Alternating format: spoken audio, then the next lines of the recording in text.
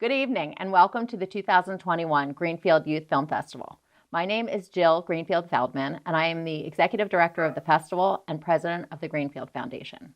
My late husband Ron and I started the festival in 2009 as a partnership with the Upper Dublin School District and the Upper Dublin Education Foundation. Every year I hear from the judges, the parents, and the community how impressed they are with the students' work. Even this year, having been dealing with the pandemic since before last year's event, the students found new ways to make creative, unique pieces. This year, more than ever, we had no idea what to expect. Would there be a lot of films made at home using family as actors, or one-person shows made alone in the bedroom, or would a lot of students decide not to make films at all? I won't give anything away, but I'm sure that you will be impressed and enjoy tonight's show. So to all of the students who submitted films this year, I thank you for sharing your talent with us. I'm sure that it was not an easy year for many of you as you had to deal with virtual or hybrid learning. I'm so glad that you spent the time to create art and produce a film for us. Every film was watched by at least 2 judges, and most of them provided feedback that will be sent to your teacher after tonight's event. The films go through several rounds of judging and are nominated for awards. Tonight, we will present awards to the top 3 films in the narrative, experimental, and documentary categories, as well as awards for Best Acting, Animated Film, Cinematography, Director, Comedy, Story Development, and Public Service Announcement.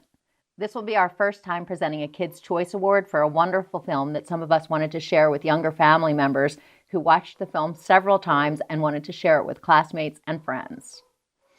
I would like to thank the mentors for all of the work that you do. As always, the festival couldn't happen without you. Your help was needed more than ever this year as we had our workshop virtually, and I had never even hosted a Zoom meeting before, and you all came through and helped out. We had wonderful presenters, and most of their talks can be seen on our website. Just a few last acknowledgments to the wonderful judges, most of whom come back every year and rave about how much they love watching the films, the parents, the students, and our great festival team, Jason Tranis and Henry Franz, who do all the technical work behind the festival, Bryn Dartley, who put together tonight's program and does so much behind the scenes, and Carl Wooden, who always comes through and helps with anything and everything that needs to be done. Last but not least, thank you to Dr. Steve Yanni, Superintendent of Upper Dublin School District, as well as the entire district, school board, and the Upper Dublin Education Foundation. Speaking of which, we will now hear a message from its president, Heidi Yetzler-Overton, before starting the show. Hello, everyone.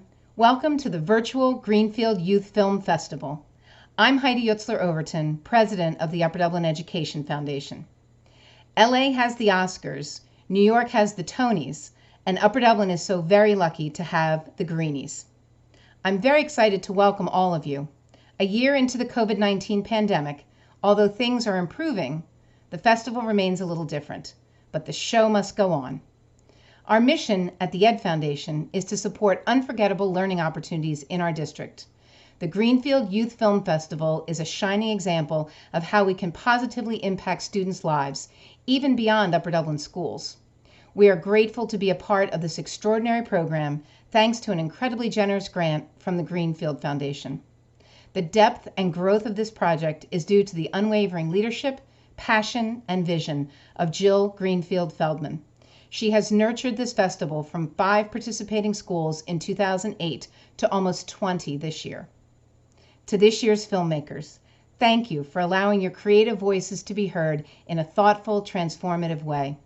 Congratulations for your hard work during this process and for allowing us to get a glimpse of what is in your hearts and minds. And now we celebrate you all. Enjoy. Thank you, Heidi. Just a few more notes. The winners in the narrative, documentary, and experimental categories will receive checks in the amount of $150, $200, or $250, and the winners in other categories will receive $100 Amazon gift cards. You can watch all of the films on our YouTube channel, GYFF 2021, after tonight's presentation.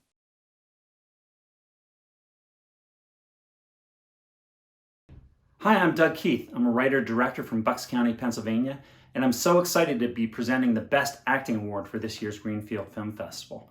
I've been a judge for Greenfield the past few years, and I taught a seminar on screenwriting for the most recent workshop. You know, Greenfield is like the coolest festival around, and I'm just sorry I can't be making this presentation in person because I'm really missing the live band. Now on to the award for Best Acting. The actress in this film did double duty, playing 2 roles and doing both of them well. Not only did she play the lead, she also wrote, produced, shot, and edited the film, all in the comfort of her own bedroom, as you're going to see, proving that you can make a great film even during the isolation of COVID times. The film received high marks in the story and subject development category and for creativity and originality. The script was tight, the editing was crisp, and the piece was infused with dry humor, which I really love. So congratulations to the winner of the Best Acting Award for Once Upon a Time, Cecily Johnson of Upper Dublin High School. Congrats, Cecily. Now let's watch the film.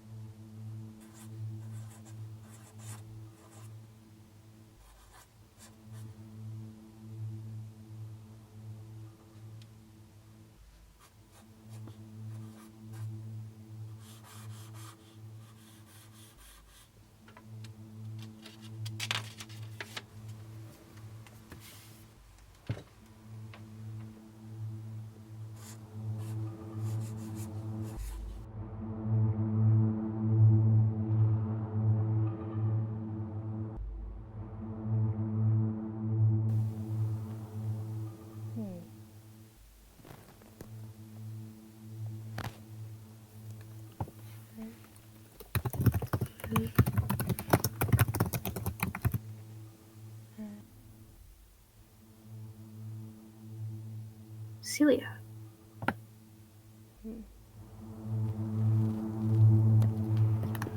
Once upon a time, there was a girl named Celia.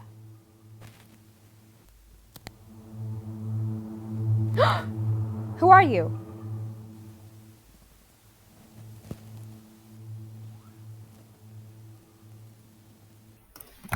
A red and white sweater.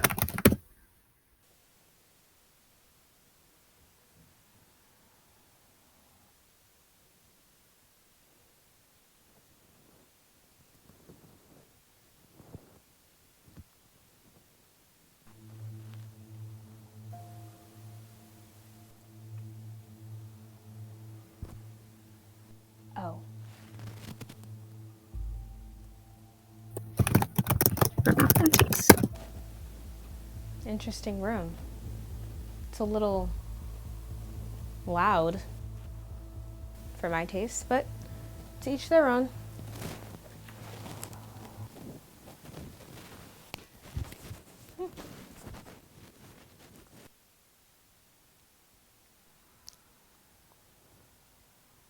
I can't read.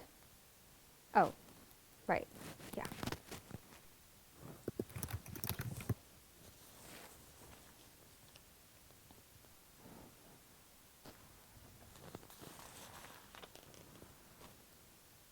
Don't you want to do something?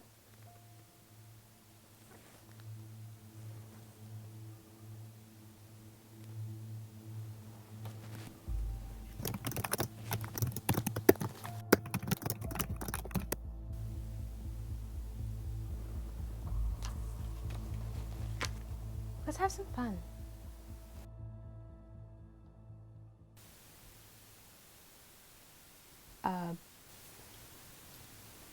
Hey. Don't you still have to write that story for class? So, fun time's over then. We can still have fun after you finish your assignment. I can't let you leave for good. Relax.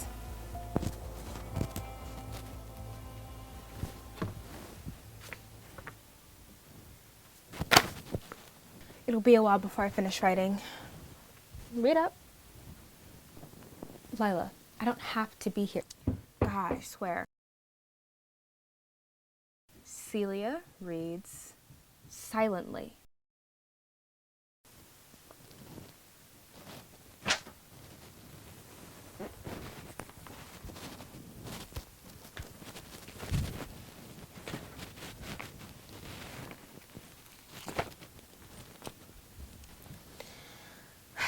Now I can get to work.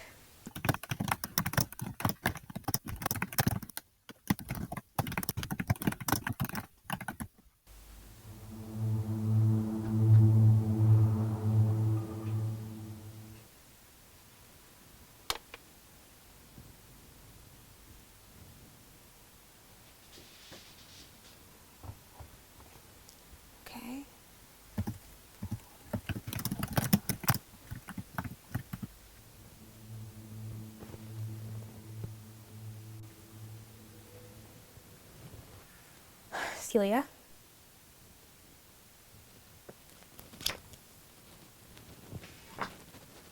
Are you ready to cooperate? I have a job for you.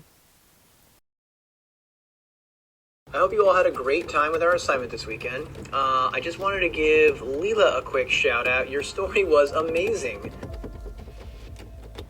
I'm glad you liked it. So we're gonna move on now. Today our plan is to break out into groups and talk about the climax of your individual stories and how it contributes to the overall theme. Let's do it.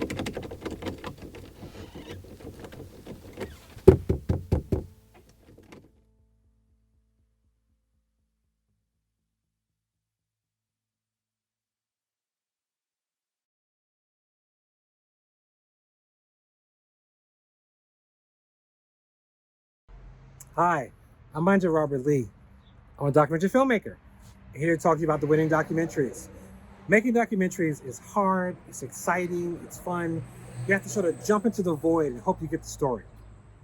So the doc that took third place in this year's festival was described as having a unique topic with interesting, engaging subjects and thrilling.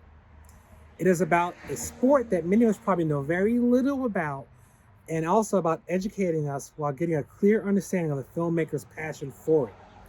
Congrats to winning third place documentary to Dylan Brendel, Cayman Heater, and Abigail Fox of Upper Perkiomen High School for their film, The Musher. This year's second place documentary is one that could have only been made this year and was done with creativity and originality on a very relevant topic. There's not much else that can be said about this film aside from the title, which says it all. Virtual Learning in the Time of Coronavirus by Samantha Shackleton of Edmonton High School. The first place documentary was described as informative, interesting, and sophisticated subject, well presented. It also was praised as having an important message, nice camera work, seamless editing, and near perfect. This year's Greenie for Best Documentary is Seeger's Seek of Truth by Peng Eric Bua from the George School. Shout out to my Quakers. Now let's watch the films.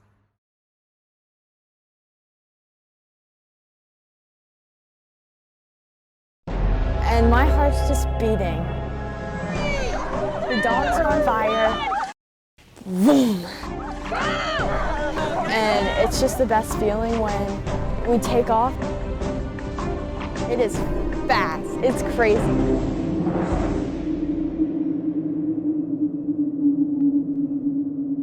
How do you get started in something like this? My dad got started obviously before me, and he had a neighbor in Jim Thorpe that had, a bunch of huskies, and he was like, "What are you doing with those dogs?" And they went down, and my dad experienced it, and he went out and bought himself 12 dogs, and he just caught interest to it right away, and that became his biggest passion. The first race I can really remember was a race in Michigan. I ran someone else's dog, a one-dog team, because my dad was running like an open team of like 10 dogs. That was his run, and I was only like 7. So I did this one-dog team. It was, 500 meters across the field, and it was the best 10 seconds of my life. It's just such a family bonding activity that we love to do all the time, every day, twice a day. Like it's an everyday thing. You have to have a lot of family support and family to help you. Like, you really can't do it by yourself. We're such a close-knit family, and we're always outside with the dogs. Everyone's outside. Me, my sister, my mom, outside in the morning taking care of them. My dad is, making the food. He does all the background work that no one sees, making the food, taking it out.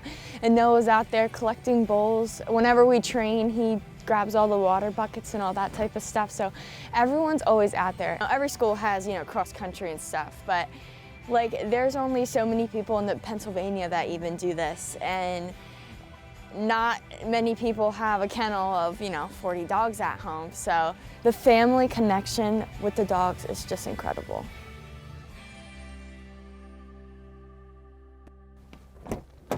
Where are you at? Come here. A little bit longer, then you can go back to bed. Come here, sweetie. For us, We have pointers.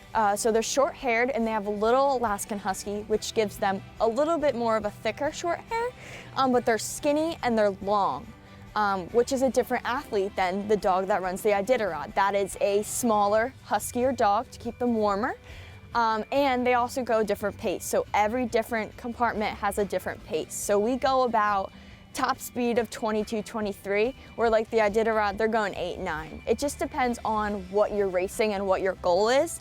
And once you narrow that down, you know the specific athlete that you need to win. So we talked about how the dogs get ready, but how do you get ready? So I get my helmet and GoPro and goggles ready. I also wear a uniform. This is my race coat. I wear this. I have shoes, and then I wear like a legging type thing to be as light as possible for me. So I'm ready. We start harnessing the dogs too. My dad gets the sled and all that stuff ready to go. So everything's ready to go. The dogs, me, the sled, everything's ready to go more than 20 minutes before. They know too, they're like, let's go. That's the best feeling, is when you take off and everyone's running as fast as they can and there's just a smile on my face going down the trail.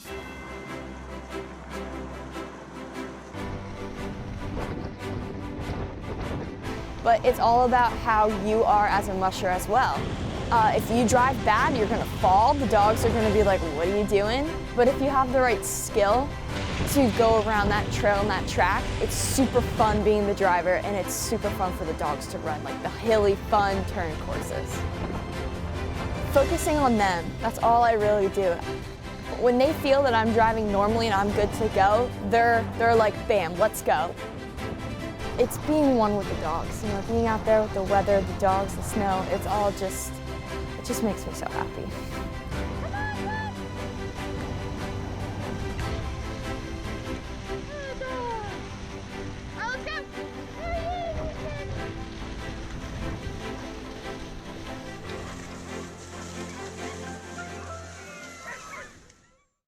The biggest hugs go to the dogs, you know.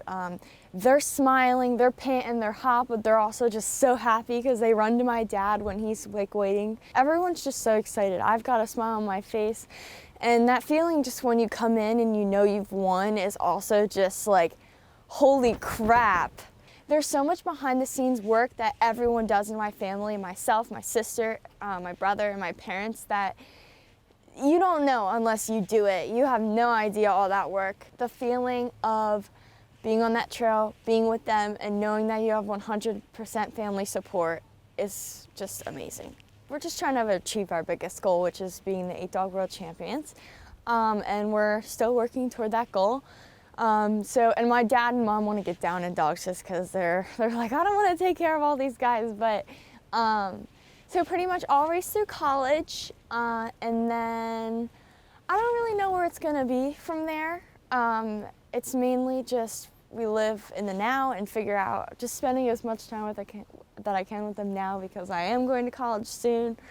I don't know, I'm just gonna race as much as I can now and then race in college, and we'll see what happens from there. I'll always have a dog, I know that, no matter what. There will always be a dog in my bed.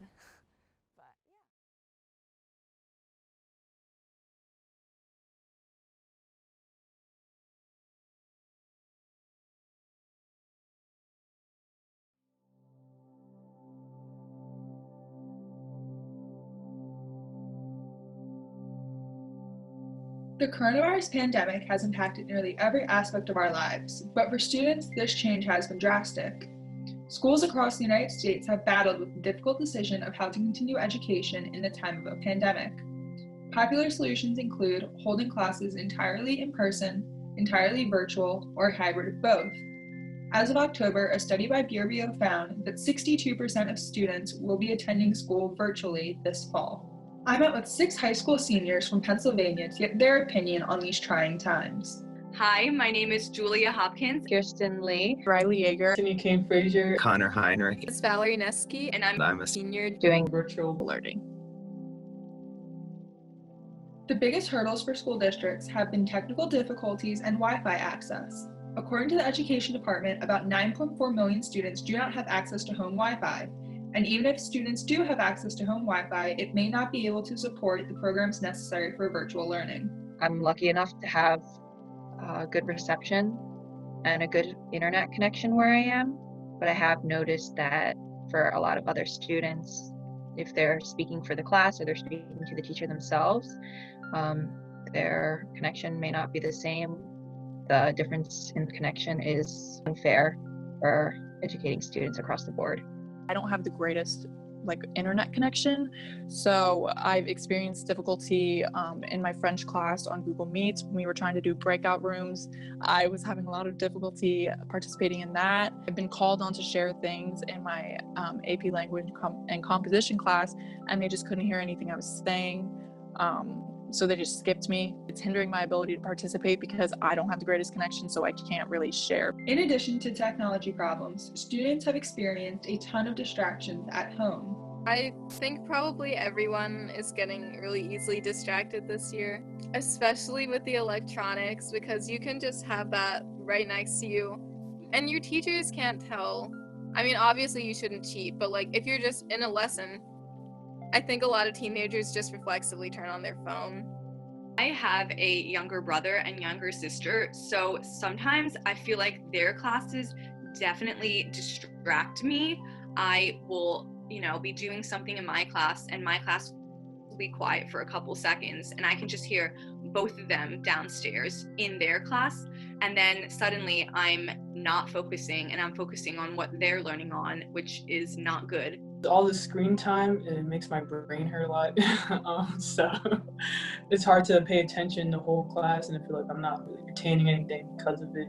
Aside from education, virtual learning and social distancing mandates have posed a challenge for extracurricular activities. For instance, Pennsylvania Governor Tom Wolf has declared that K-12 public and private schools must wait until their city enters the yellow or green phase before they can resume voluntary sports workouts. Meanwhile, recreational teams must wait until their city enters the green phase before they can resume in-person games and practices. Many other extracurricular activities are being held virtually or not at all. For the environmental club, we're having our first meeting this weekend, and we decided we're just going to meet at a park so we can socially distance and clean up while we're at the park. And we've just put a limit on how many people can come to each event. So we usually say 10, just to be safe and spread everyone out. But that's the only club that I've been to in person. Most of the other ones I've heard from are just doing Zooms or haven't figured out what they're doing yet. So I play soccer for a club team, not for the school, but we are having a season this year. It's actually pretty much the same as before quarantine. We don't have to wear masks or anything. I don't really agree with that decision. I think sports should probably be held off for a bit, especially indoor sports, since everyone's in a small confined area. Despite the challenges of virtual learning, students have found positives in their new routines.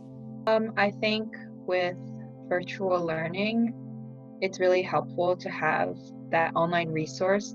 If I have a question that a teacher's asking me, I can look up a reference, not to cheat, but if I just need to look something up really quickly, it helps resource-wise. A pro that I consider for virtual learning is definitely as a person who deals a lot with social anxiety. It's definitely a lot easier for me because in the classroom, we often have to break up into groups and have to choose a partner or give presentations and things like that. And I find it a lot less nerve-wracking for me when I'm doing that over Zoom and in the comfort of my own home. I think it cuts out a lot of waste of the day of having to go to school and walking around, and it's more just you can get up and then do school all day and then be done when you're done. With all these factors considered, I asked students what model they would prefer for their next semester. My decision would solely be based on the conditions of the coronavirus. I probably would not be open to going back to school though. I would definitely go back hybrid or just fully go back. I would probably just stay at home. I prefer learning in person a lot more, but at the same time, I think it just wouldn't be all that smart to do in person. I would take doing hybrid, definitely. No matter what schools decide, this year will certainly be one to remember.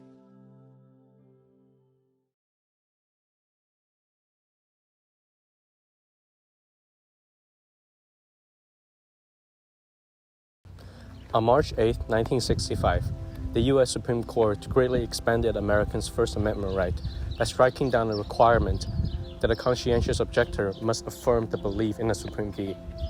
And the promoter who fought relentlessly for this significant change is Daniel Seeger. The Vietnam War was just beginning when the Supreme Court decided my case, and neither me nor the Quakers nor the United States Supreme Court probably understood or could foresee the importance of the case at the time it was decided. When Seeger wrote to his draft board requesting exemption from military service, he cited his deeply rooted pacifist conviction instead of his belief in God, because as a young man drifting towards agnosticism, he was uncertain of his belief. And on this conscientious objector request form, there's a question asking, do you believe in a supreme being? And in order to be completely honest with his beliefs, Seeger answered neither yes nor no. Instead, he wrote an 8-page personal essay on humans' ability and inability to know God. But since Seeger didn't directly affirm his belief in a supreme being, his request was denied. My beliefs in the initial phases were founded in what I would call now a feeling of compassion for the victims of war, and a feeling that I could never shoot someone, drop napalm on someone. I could never do that. Still, Seeger refused to give in, risking up to 5 years in jail, and challenged this decision. My determination, actually, when I sort of all by myself wrote my letter to the draft board, my determination was not really to go to the Supreme Court. My determination was to go to jail. That seemed to me to be the logical outcome of what I was about to do. He reached out to American Friends Service Committee and appealed the case all the way to the Supreme Court, arguing that the religious test instituted by Congress violated the Disestablishment Clause of the First Amendment, which prohibits the government from establishing or promoting a specific religion.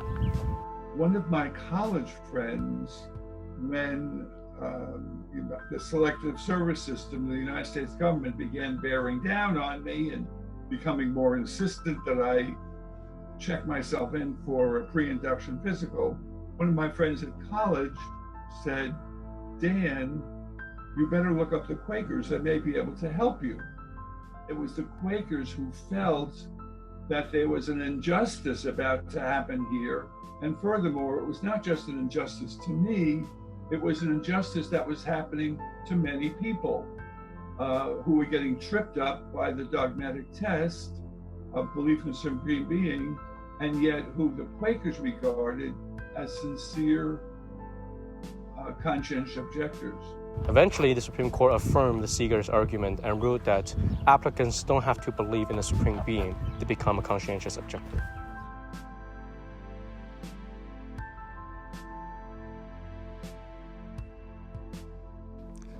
The first element of this individual liberty is the freedom of speech. The government must answer not just to the wealthy, not just to those of a particular religion, not just to those of a particular race, but to all of the people. That was what Robert F. Kennedy said in his Ripple of Poetry. He was a champion of the First Amendment and advocated for the right of all Americans to express their religious and spiritual beliefs. Seeger's actions were a powerful affirmation of RFK's vision for a just America, as they both believed firmly in the First Amendment and actively sought to defend it.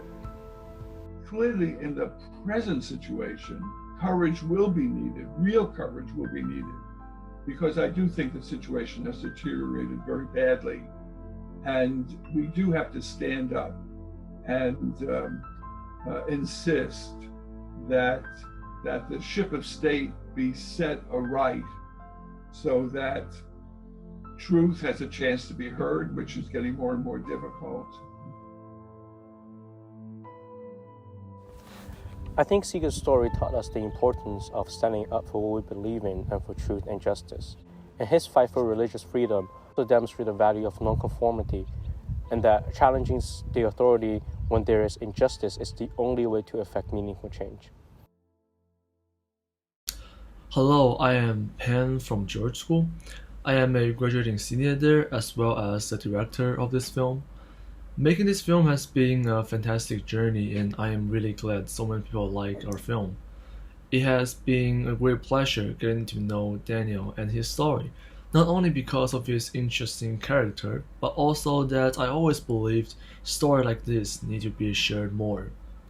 And I need to say a special thank you for my partner David, who really made this film possible, and my teachers Scott and Meredith for their wonderful supports. Thanks a lot, and we are really grateful for this award. Hi, my name is David Shi, and I am a student at George School. I'm the scriptwriter, the narrator, and the interviewer in this production. Thank you for giving us this precious recognition. Through our film, we hope to inspire people to take actions against the injustice they see, and to have the courage to fight for the truth. I thank Daniel Seeger for his courage, and for being such a great inspiration for Eric and I. Hopefully our audience can learn something meaningful from his struggle. I also want to thank our teachers, Meredith and Scott, and everyone at George School for the continued support they've given us. We owe everything to them. Thank you. There is a new award being given this year called the Kids' Choice Award. Our choices were screened by the judges, then showed to several elementary school students for their opinions. Our favorite was Zoom School by Samantha Shackleton at Abington High School. It was really funny when he said, "Buddy, please turn your attention back to the class," because he said squirrel. And Charlie, the bearded dragon, kept unmuting. And he said, "Charlie, please stop unmuting. It's distracting for everyone else." And in chat, he said, "I'm sorry." We watched it like 6 times. Congratulations!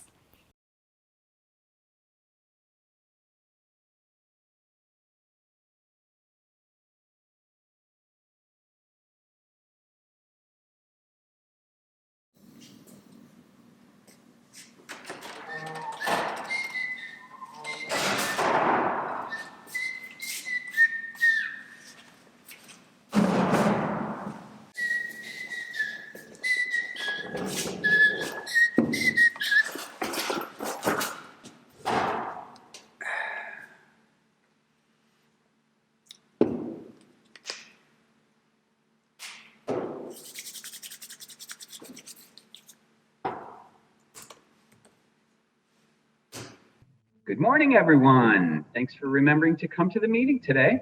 I know it's earlier than usual, but the early bird gets the worm. Anyway, today we will be learning about animal classification. Does anyone know anything about that already? No? Okay, I guess I'm barking up the wrong tree. Well, we will learn a lot today, I promise. But before we get started, let's take care of attendance. Buddy, Charlie, good. Hazel, oh, okay, I see you, Hazel. Kitty, Oreo, Pepper, Trixie, and Whiskers. Okay, well, it's good to see everyone's here. Just a reminder to some of you, I'd love to see all of your faces. So if you could please turn on your cameras. Okay. Our lesson today starts with mammals. Mammals are warm-blooded, they have fur, and they are vertebrates. Vertebrate is an animal with a backbone. Some examples of mammals are cows, bears, squirrels, whales, and deer. Hey, buddy, please bring your attention back to the class. Thank you. Next up are reptiles. Reptiles are also vertebrates, but they do not have fur and they are cold-blooded. Charlie, please stop unmuting while I'm talking. It's distracting for everyone else. You can drop me a chat if you have something to say. Anyway, reptiles, like snakes and turtles, they have scales and they also lay eggs. The last group we will learn about today are birds, like pigeons or cardinals. Birds are warm-blooded like mammals. Whiskers, put the toys away. It's not recess. That's what I was saying. Birds are warm-blooded, and they lay eggs like reptiles, but they have feathers. Birds also have beaks. That's enough of me rambling. I've lost some of you, so I'm going to put you into breakout rooms to discuss what you've learned. I'll be popping in, so hope to hear some good conversation. Be watching you guys like a hawk. Get you into the breakout rooms. Okay.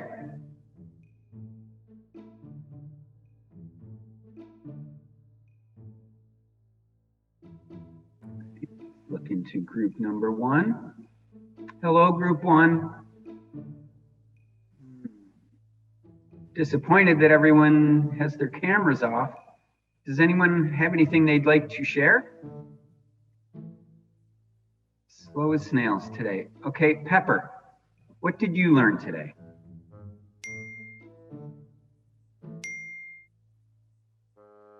I'm glad to know you learned something.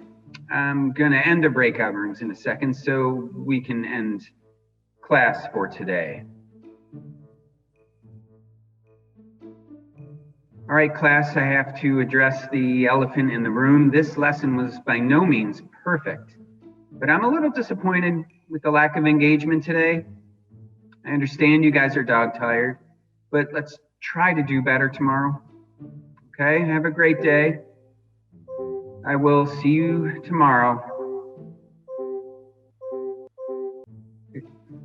Trixie, hello?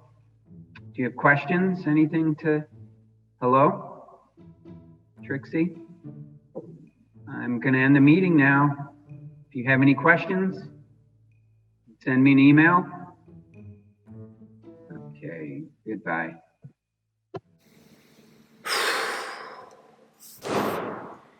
Animals.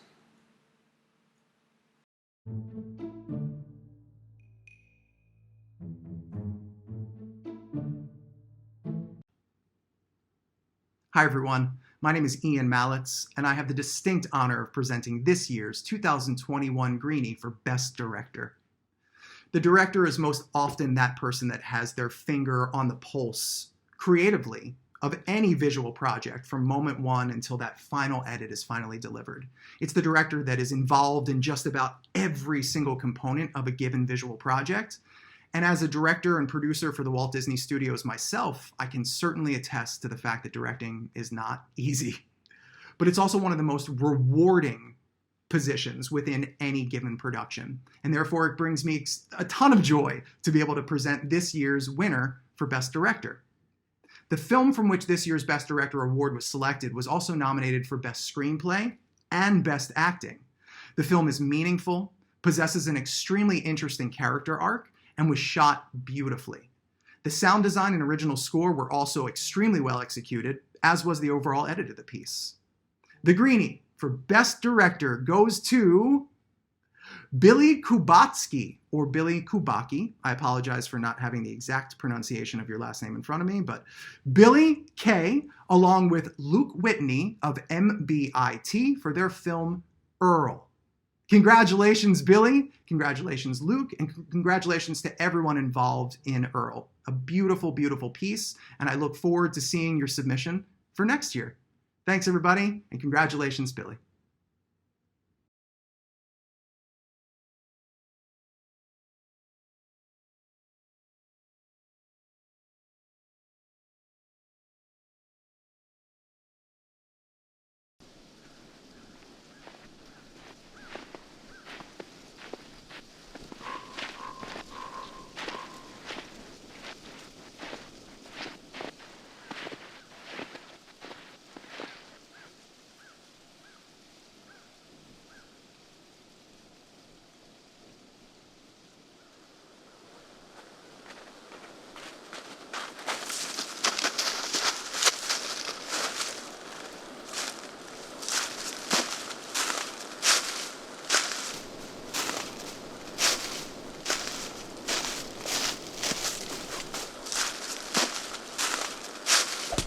What the? What are you doing out here, Charlie? What? Who's Charlie? You're not my brother. Why would you hit your brother with a branch? Because I hate my brother. Why? Because you're not my brother.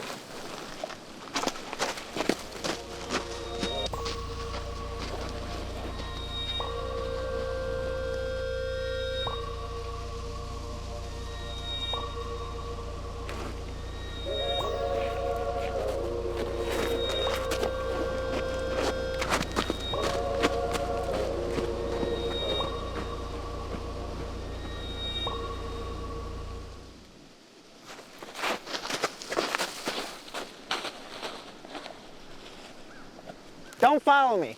I don't like it when people follow me.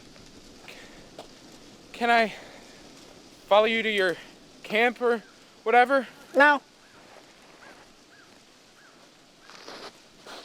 Look, I don't like you. And I know you don't like me. But the only way I'm gonna survive this is with you. So, can I just stay the night, and in the morning, I'll... Okay.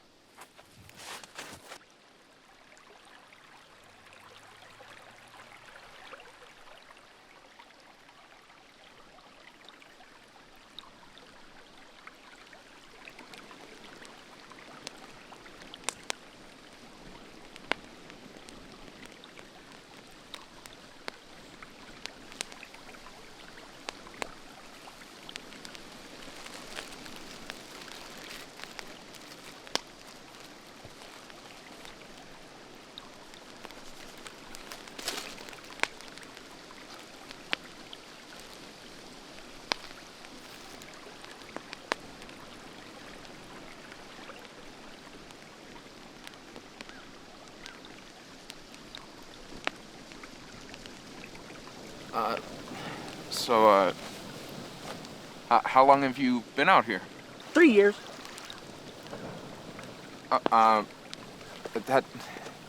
That's a long time to be out here alone. So, why'd you come out here? I didn't like my family. Yeah, I can understand that. My mother-in-law, she can be a real... Don't burn your marshmallow!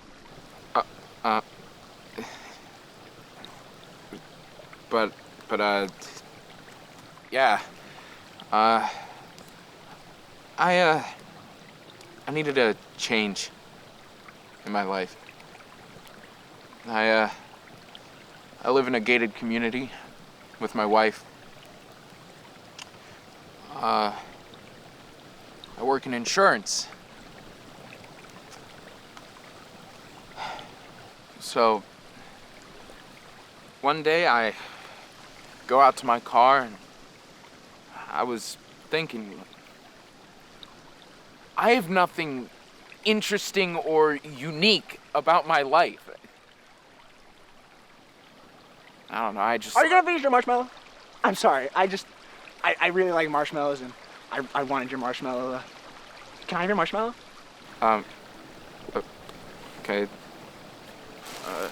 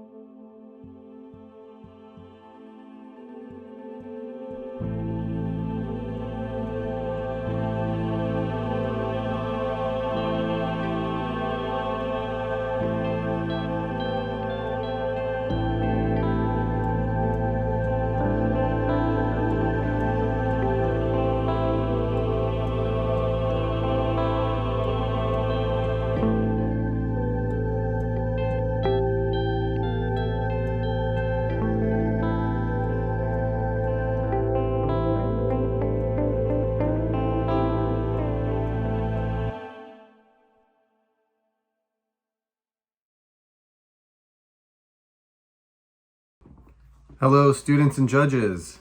Nick Pitkavich here, presenting the award for animation. The film winning second place for animation is a thoughtful story with a very sweet message. The film draws you in with color and music and makes wonderful use of limited animation. I know it was enjoyed by all of us who watched it. So without further ado, the award for second place goes to Home by Kate Hensley, a student at Philadelphia High School for Creative and Performing Arts. Congratulations, Kate. Now, the first place animated film is both clever and original. This film takes a concept and flips it on its head, all while showing you the animator's unwavering dedication to his craft. So, the Greenie goes to Blue and Recce, Things Only Get Better by Manny Tavares from Wissahickon High School. Congratulations, Kate and Manny. Please join me in watching their films.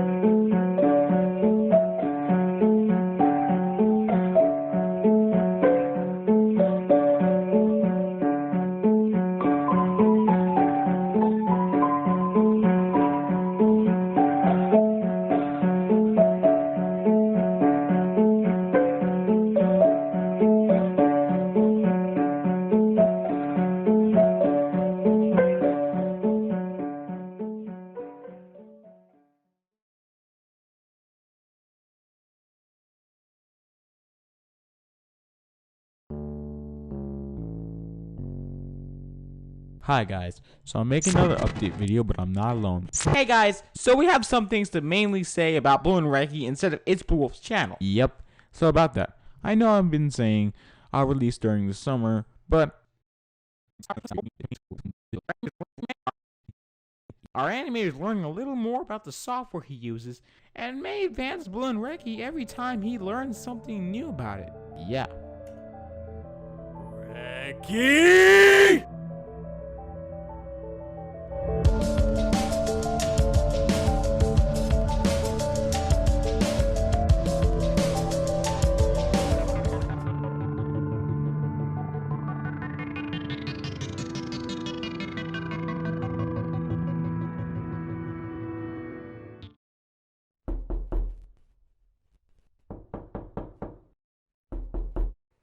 Come in. Took you long enough. You know, I shouldn't even leave the house with you-know-what issue happening right now. It's family game night at my house. And I'm always the one that wins family game night in the Phoenix household. Someone else is gonna win tonight, Blue. Well, you can win family game night another time, because we need to talk about this. Talk about what? What do you need? Who's this animator, Recky? Say what now? Around 4 years ago, early in the summer, you said our animator's learning more about the software. I don't remember saying that. You sure? Yeah, what's gotten into you today? Recky, I don't know why, but I'm remembering that we were in an alternate version of this room that was a lot less detailed. It remained to be 12 a.m. for 2 minutes, and the bed was literally glued to the wall. You lost me at an alternate version of this room. Just step aside. Okay. Jeez. Now what? I don't know, something feels off. Wait, Becky, put your hand on your stomach. What? Why? Just do it! Not that hand, your other hand. Well, how am I supposed to know which hand? Why are we doing this? What is the point of this? Oh. Yeah, remember it now. But why'd you get me to come over for this? Because something else happened. What? Alright guys, you can come out now. Hey guys. Okay, you want to explain what's going on? So, this animator guy I brought up earlier? Yeah, you see, he kept these guys around. But what for? I don't know, beats me. Aw, come on, what's wrong with us? What's wrong with you guys? You were drawn horribly, you were naked, and the way your mouths moved looked like something out of a TV show about action figures. Hey, just know we were here before you were you. You wouldn't be here without us. Okay. Reki, why aren't they doing anything? 'Cause we don't care? You don't even move that much anyways. I mean, all you do is just change your hand gestures without any movement whatsoever. Plus, we don't just walk through the wall when we're tired of this conversation. We use something called a door. Something you guys weren't made for. You know there's a chance the animator could replace you guys too, right? What? He replaced us with newer versions of us, as those new versions got replaced with newer versions, to eventually where they got replaced by you guys. Who's to say he won't do it again? That's impossible. We can't be replaced? Oh, really? Is that true, Mr. Animator?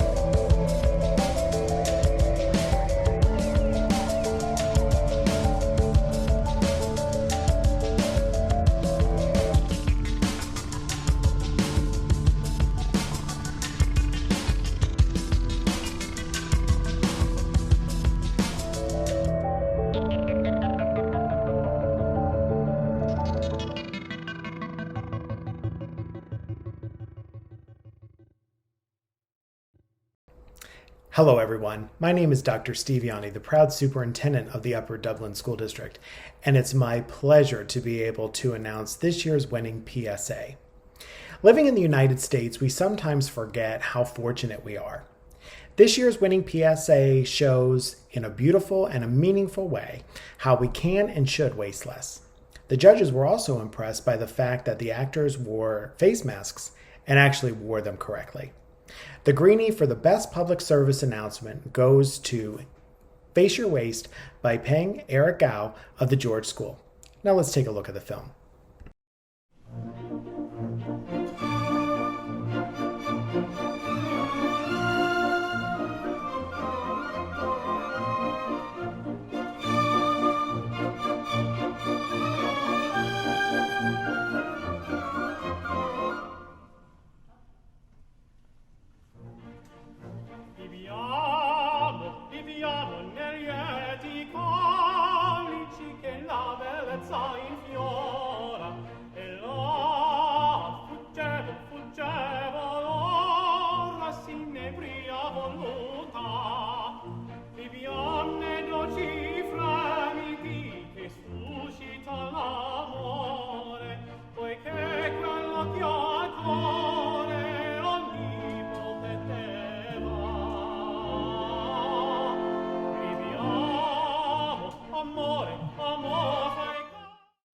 This year, for Greenfield's Youth Film Festival Award, I get the honor to hand out the award for Best Experimental Film. I loved experimental film in film school.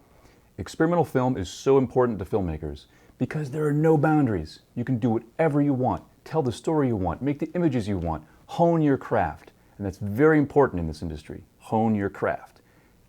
Here are the three winners. Third place for Best Experimental Film was described by judges as a great story with the right level of creepy and very well edited. And third place goes to Loop by Kazir McGrath of Oxford Area High School. Congratulations, it's good work. For our second place film, judges thought this was a wonderful location study with colorful animation. They wanted to see more of the house, and that's how good it was. So second place goes to My Sister's House by Luella Leons from Kappa. Congratulations. Good job. Now, judges raved about our first place experimental film. They said it was phenomenal. 4 exclamation points.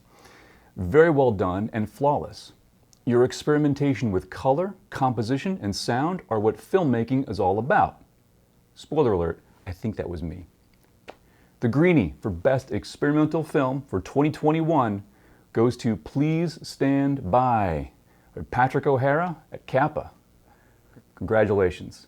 Congratulations to all 3 winners. Congratulations to everyone who submitted. A lot of great work this year. Fantastic. Please stand by. Let's watch the 3 winners.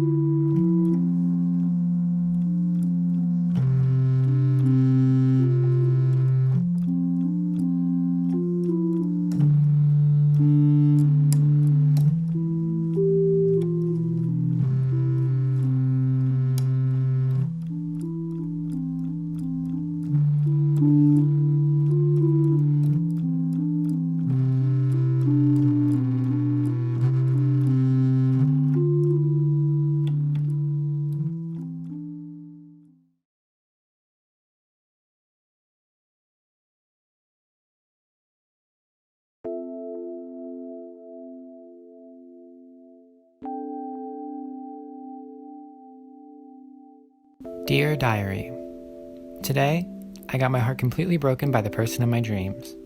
Although I wasn't sure if they were the one or not, I decided to take matters into my own hands and move on. I feel happier, calmer, and way more relaxed. Maybe it's not so bad not having them around anymore. I think this was the perfect decision to make. A big thank you to the universe. Dear Diary, hi, it's me again. I'm feeling kinda lonely. I'm not sure what to do. I guess I'm still enjoying this feeling of loneliness, but I miss my person. I missed their loving presence. It just made me feel so alive. Now it's basically dead and I'm still stuck here. Did I make the right decision? Dear Diary, I'm finding it hard to sleep at night now. I keep hearing the voices and the echoes replaying in my mind. It's their voices at that. I don't understand why I had to make such a foolish decision and let my emotions get the best of me. Why am I so dumb? Dear Diary, I'm so over this. I can't take this anymore. What should I do? Should I confess? Should I tell them what I did and how it was wrong? I don't know. How do people handle something like this? How do they get over this feeling? I just feel like such a psycho. I'm just over this, honestly. I'm sick of the voices, I'm sick of the screaming, and I'm sick of pretending everything's okay when it's not. It's not. That's the truth. Thanks for watching.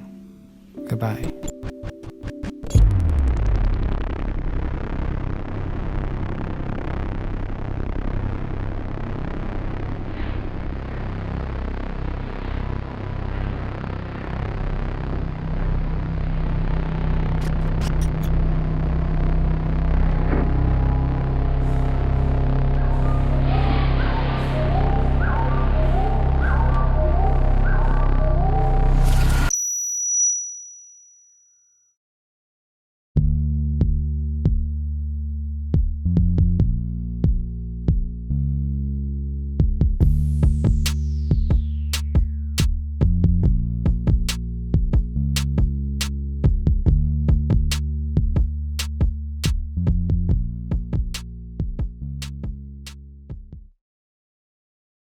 Hi, my name is Patrick O'Hare, accepting the award for Best Experimental Film for my film, titled Please Stand By.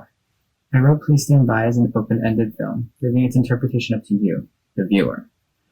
It took about a month to create, and I would really like to thank my dad, my mom, my stepmom, and my stepdad, and my entire family for supporting me throughout the entire process, before and after. I also want to thank my film teachers, Mr. Kaufman and Mr. Beckett, for giving me this opportunity to create this film, and for even allowing me to submit it to this film festival. And to Greenfield, thank you so much for this opportunity. I'm so grateful that you like this film, as a lot of thought and effort went into it. As a filmmaker, I am very ecstatic about this win. Thank you all so much for this opportunity tonight, and I hope you all enjoyed the film. Bye. Hey guys. For our second place funniest film, the judges thought that this had really nice editing and pacing, and they especially loved when he put the peanuts in the blender, shells and all. Second place goes to Peanut Butter by Josiah Kutai, Upper Dublin. The judges were ecstatic about our first place funniest film. They said it was a perfectly made short, great concept, well executed, all of the technical aspects were top notch. This was a really funny, clever commentary on our new world of dealing with COVID. The Greenie for funniest film goes to Wiped, Brendan Hurley and Marie de Cesare, Abington.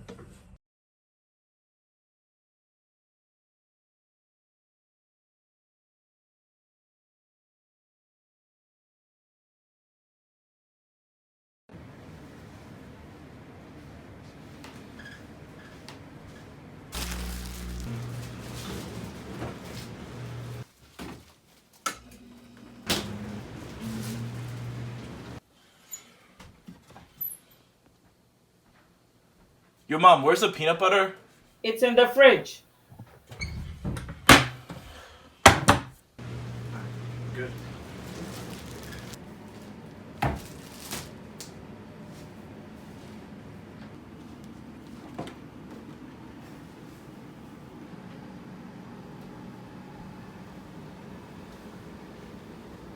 go.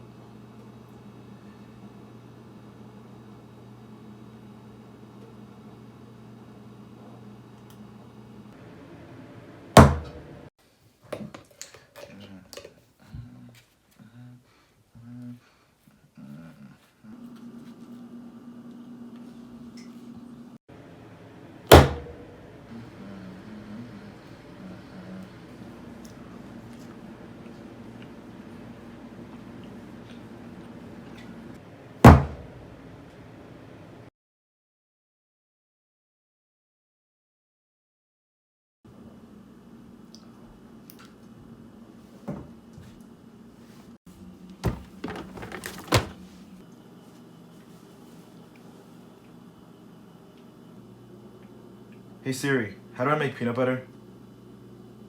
I found this on the web.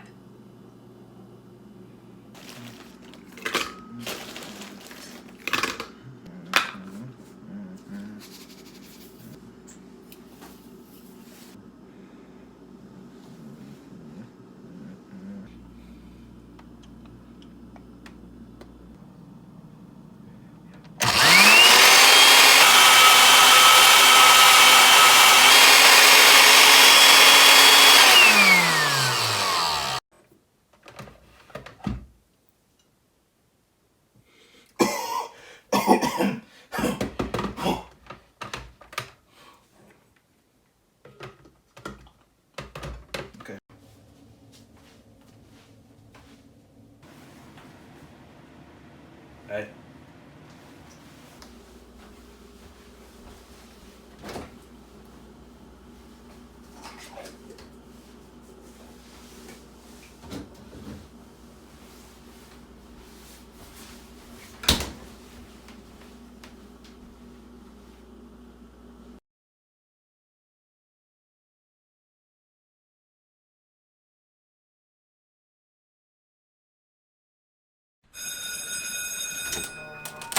All right, we'll see you later.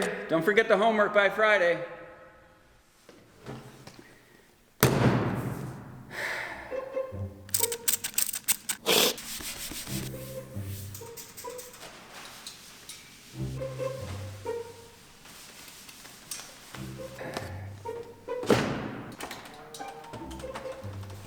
Hey, Mr. Quigley, just need to do some extra work. That's all right, Brendan, but I just cleaned those, so can you just not sit there? Oh, well, oh, my bad. Not a problem.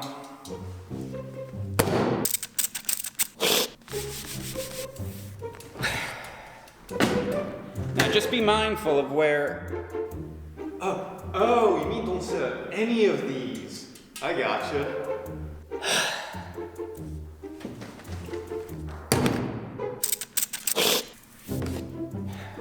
Now whatever you do, don't touch the tables. I know. I promise I won't touch these. Oh, hey, I did it again. Sorry.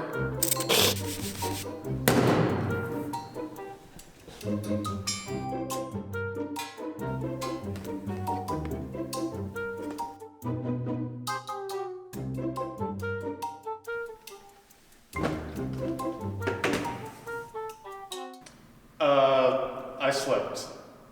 Son of a biscuit! Mr. Quigley! Mr. Quigley! Mr. Quigley! Mr. Quigley! Sorry I touched the table again. That's okay, Brendan. Whew. That's a relief.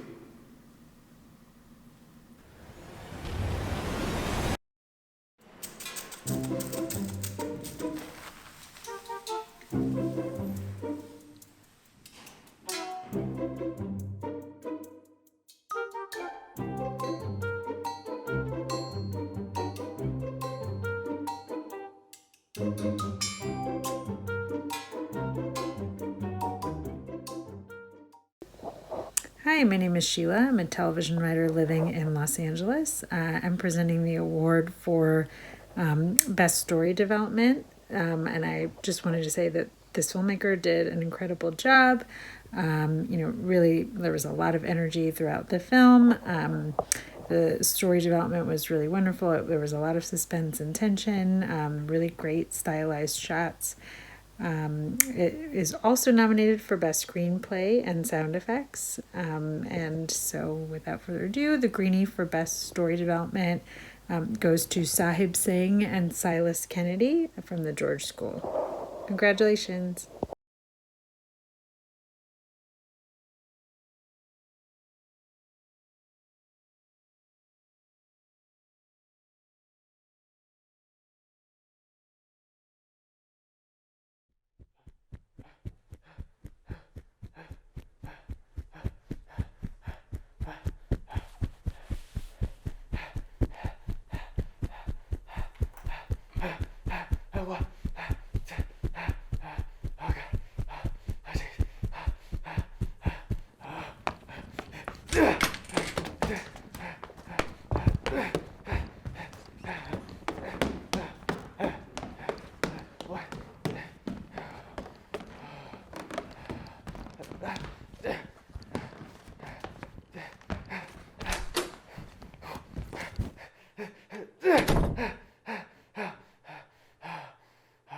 What are you doing here? Why are you yelling? Wait, you can hear me? Yes, I can hear you. What is wrong with you?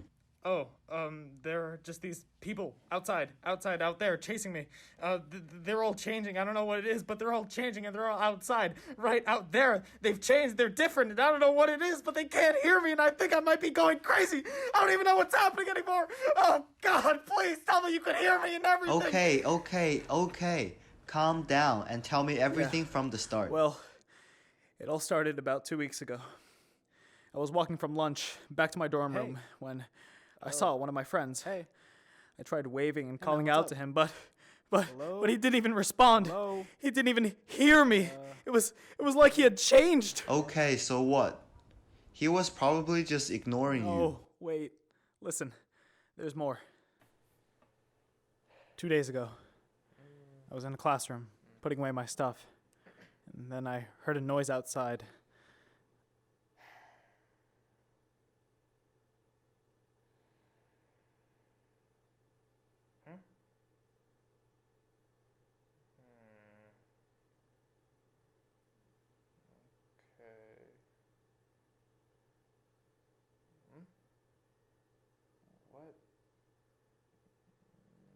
Oh my God, they're coming, run, they're coming. It was my roommate. I'm telling you, they're coming. Banging on the glass, trying to say something. They're coming, run. What? Huh? What?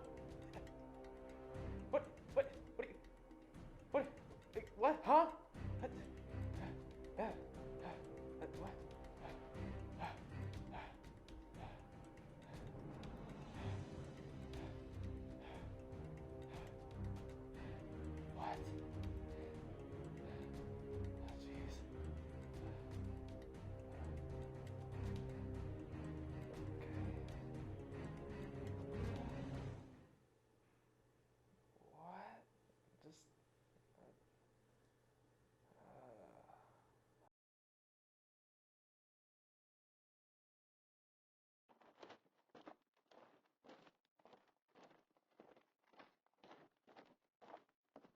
And then, just before I met you, this happened. I was walking past the history building when I saw him again. Saw who? My roommate. He seemed different, so I wanted to ask him what was wrong.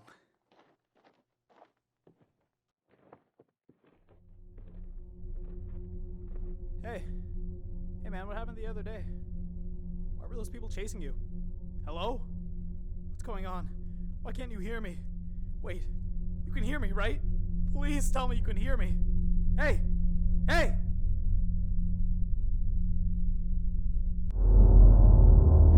He's turned 2! He's been changed! They got him!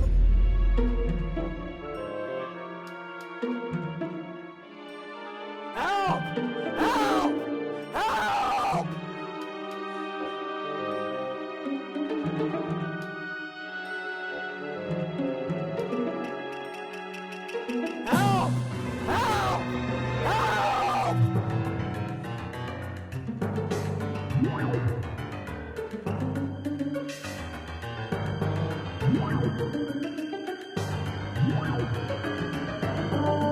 But it was no use.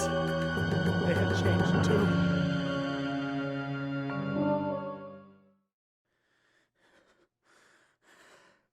So, yeah, that's what's happened. I'm telling you. I'm telling you, these people aren't normal. They've changed, and it's like they've got some sort of disease. Nobody can hear me. I think I'm going crazy.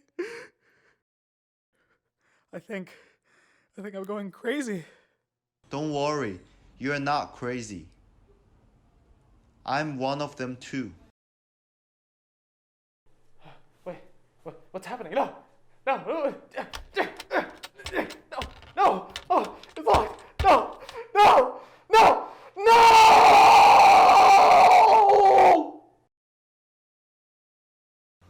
Hi Greenfield filmmakers, I'm Amy Teal. I'm a writer-director, and I am so honored every year to get to watch your films.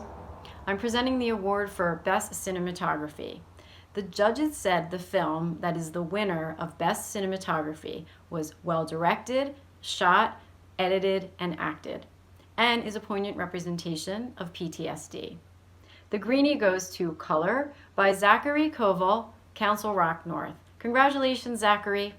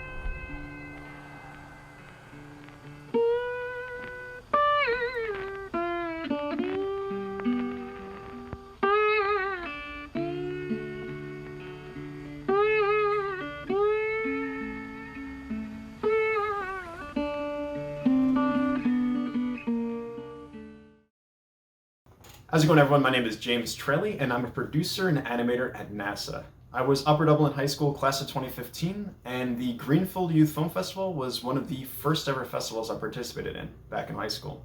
And today, I've got the wonderful honor of presenting the award winners in the narrative film category.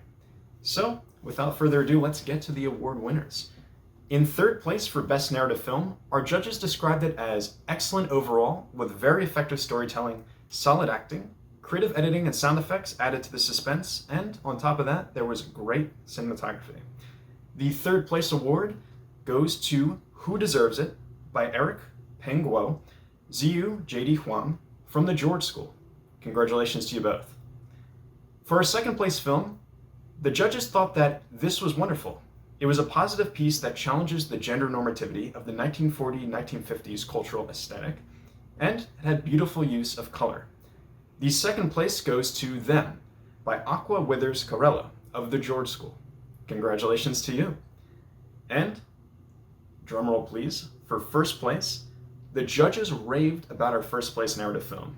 They said it was, quote, the best film they've reviewed for any Greenfield Youth Film Festival, and was a very sophisticated, well-made film from start to finish, with good choices made giving the film a very strong sense of time and place.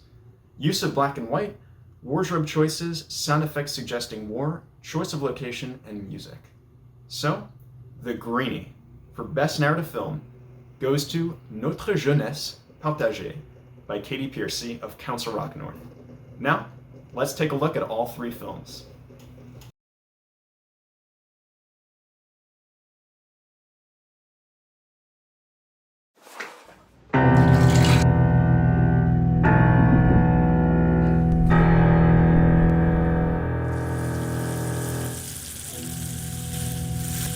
Stop that. What's the matter? No, nothing. You just kinda remind me of him. Who? The water. Remember? Well, do you think you crossed the line? Of course not. He totally deserves it. Well, he did die. He's gay. It's not my fault. If you really believe it.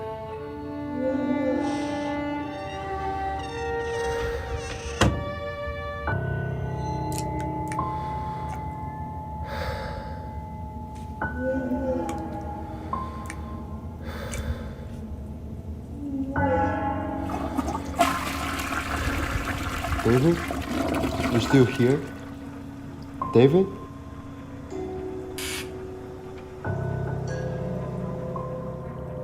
Ew, what the hell is that?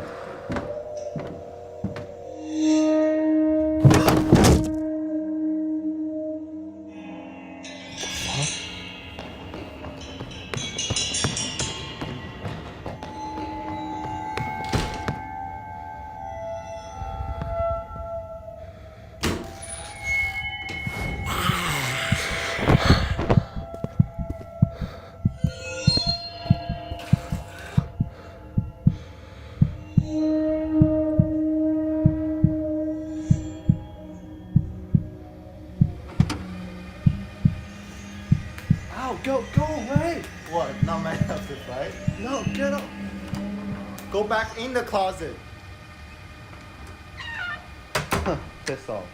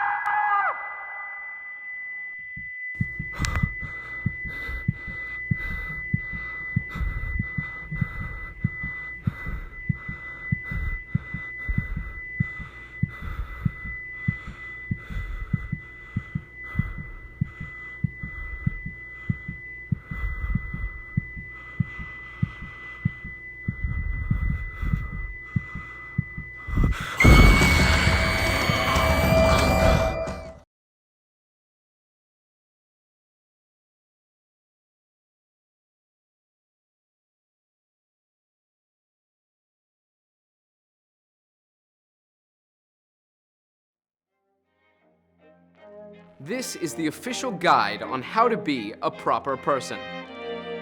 How to be a proper person. By the time you're 14, you start to become a man or a woman. You become taller and have a deeper voice. You're about to join high school and maybe take on a job or two. With that comes the responsibility of presenting you, your family, and your country well. Being a man means commanding respect and holding your head high. The first step is to present yourself well. A clean shave and slick-backed hair is the way to go. A scruffy face and bedhead is the worst way you can show up and show out. Ladies, it is important to always look the part. To make sure you are presentable and representing your husband and family name in the best manner, always brush your hair and do your makeup perfectly to show how much you're worth. Correct posture and weight are of the utmost importance. Do not make yourself unapproachable, for it will lead to a lonely and unhappy life. Greet the people you come across with respect and femininity, and you will be a proper girl. Pick out your clothing like you're going into war. Your outfit is your armor, and the boardroom is the battlefield, and a soldier is never without his armor. When attending formal outings, never show up with wrinkles in your dress shirt or a loose tie. It shows sloppiness to future executives and comrades. Show up on time and have everything prepared that needs be. Hold the door open for ladies. Pull out their chairs. To really become a proper gentleman, you must always do the right and powerful thing. You want to be the best looking one there. You want him to notice you, don't you, ladies? Keep your skirt loose and long to not distract men from their obligations. Your partner is your one and only, and all your eyes are on him. Speak only when spoken to. Correct your posture when slouching. This shows good manners, even to those who you don't know. You must be the very best version of who you are all the time. Be the woman your husband would want you to be. Be the best version of yourself, and you have become a proper lady. In the greater world, you're presented with real-life situations that will test your ability to embrace your identity. To overcome these challenges, follow this guide of time-tested methods to present you, your family, and your country well.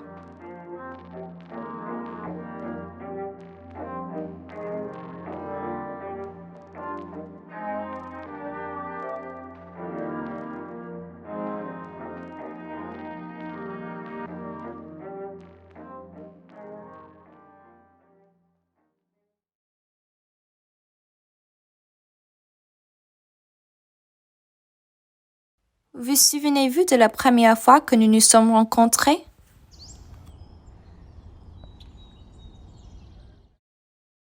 Parce que je ne pense qu'à toi.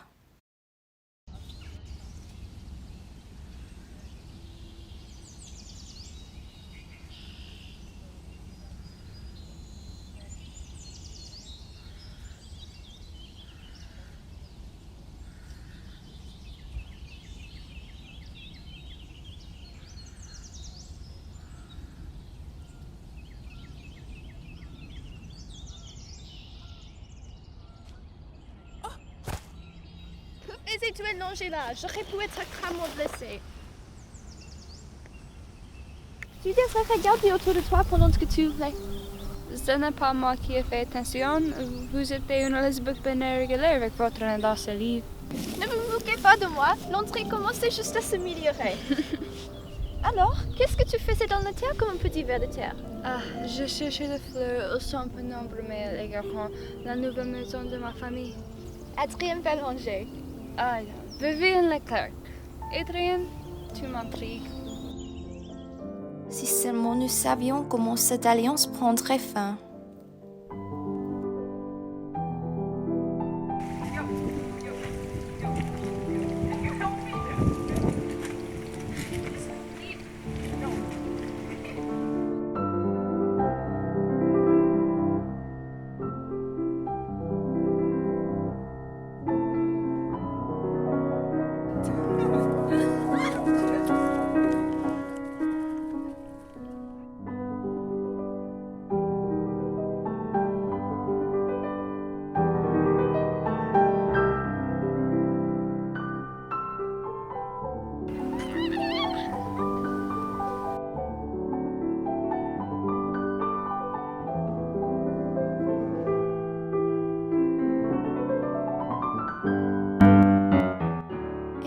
que l'été se transformait en hiver, les lettres que tu m'as laissées m'ont rempli d'une chaleur que aucune cheminée ne pourrait jamais m'accorder.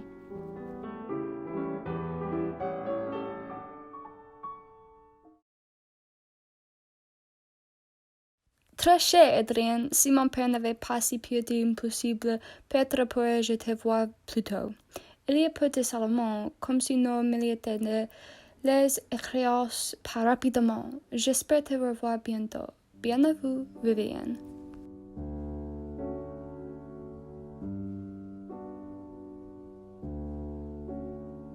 Et à partir de ce moment, tu étais la seule chose dans mon esprit.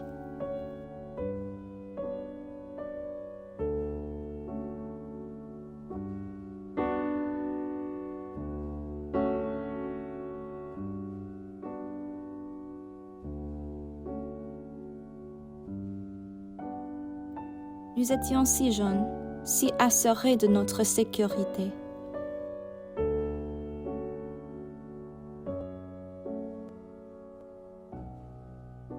Très cher Adrien, bonne nouvelle. Mon père m'a informé qu'il devait partir pour un voyage à Paris pour sécuriser ses biens, quoi que cela signifie.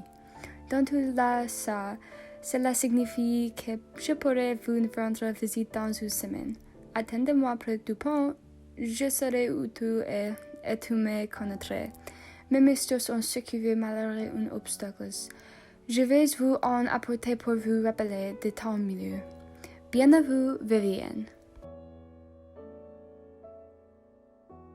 Dans une semaine, je reverrai ce sourire sur votre visage et je écris « J'étais tellement stupide ».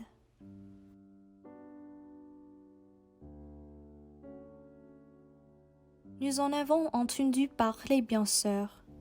Nous n'aurions jamais pensé que cela se produirait ici, à Giverny en tout lieu.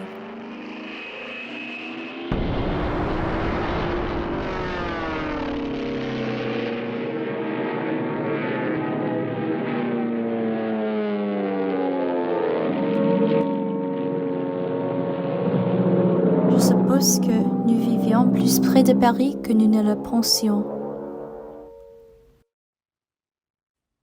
Chaque jour, je suis revenue, en espérant, en priant que quelque chose se soit produit ce jour-là et que vous n'ayez jamais quitté votre maison. Mais vous n'avez jamais remis une autre lettre.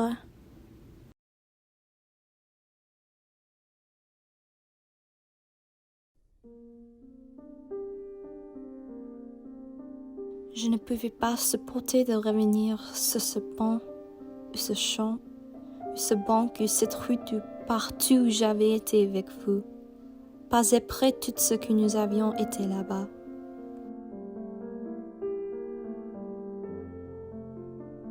Tout ce qui restait de cette fleur, un an plus tard, était une seule fleur.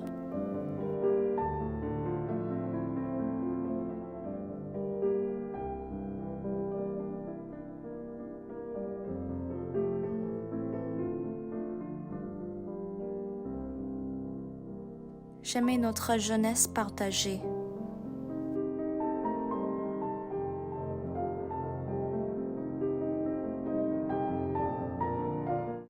Hello, my name is Katie Piercy. I would like to thank the Greenfield Youth Film Festival for this incredible honor, and I am so grateful and gratified that the judges enjoyed my film. The making of this film would not have been possible without the help and support of several people. I would like to thank my family and friends for their endless love and support, my classmates for their irreplaceable and invaluable advice and critiques, Lillian Liga and Haley Larkin for bringing this film to life with their enthusiasm, talent, and boundless passion, and my film teacher Miss Batiste for his encouragement throughout the process. I would also like to congratulate my fellow filmmakers. To compete against a group of such incredibly talented individuals is a truly humbling experience. This film is so dear to me because despite the struggles of filming in these challenging times, it was a process full of love and light. And at the end of the day, I hope that is what my film conveyed. Youthful, beautiful love that endures even in the face of tragedy. Thank you once again. Congratulations to all of the winners. You should look out for an email from me or from your mentor about how to receive your prize. I hope that you enjoyed tonight's show and that it has inspired you to create something. Good night.